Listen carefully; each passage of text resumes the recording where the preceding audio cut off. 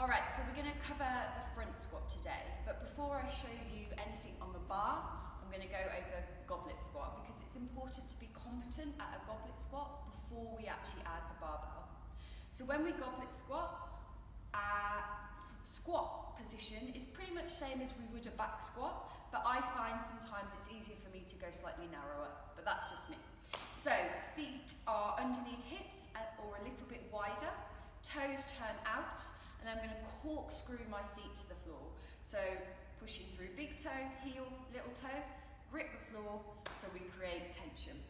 From here, I'm going to add in the dumbbell, so I'm loading the front of my body like I would the front squat. I'm going to squeeze my elbows in and I'm going to take a big deep breath into my belly.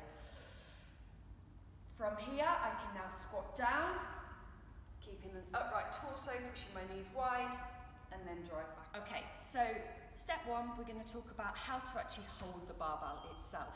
Now the front squat isn't comfortable for everybody, but it's definitely adaptable.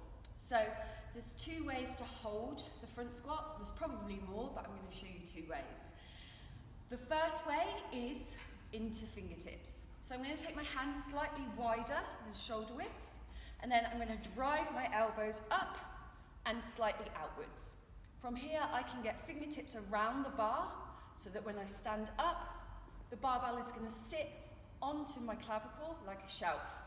One thing I want to note here is if you sit the barbell lower down on your shoulders and on your delts, you can already see my elbows want to drop.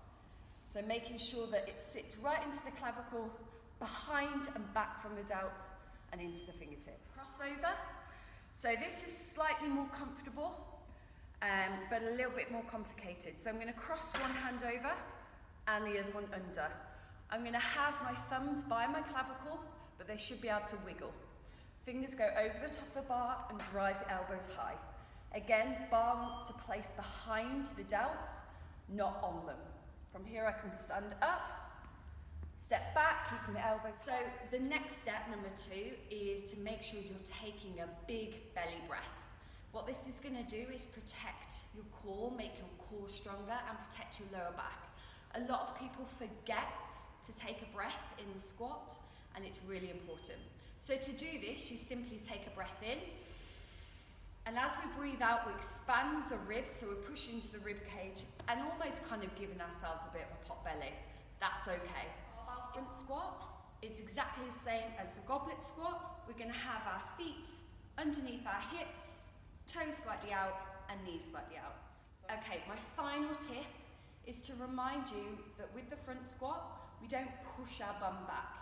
So when we load at the front of the body, we don't want to then push our bum back so that our back angle is on a slant. We actually want to keep the back really nice and straight so that the weight doesn't put pressure onto our lower back.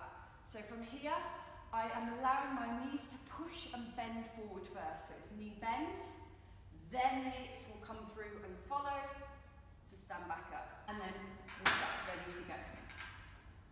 So elbows through, sit into the neck, behind the shoulders, the front of the shoulders, and then set my feet, so push down into my heels, big toes, little toes, grip the floor, take a big deep breath.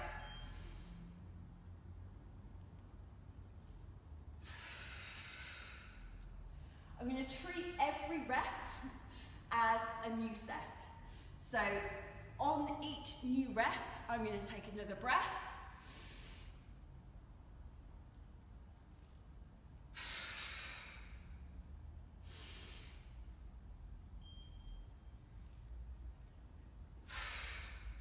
Like so. And it's really important to do that because you want to make sure you're set up, ready to go for each new rep.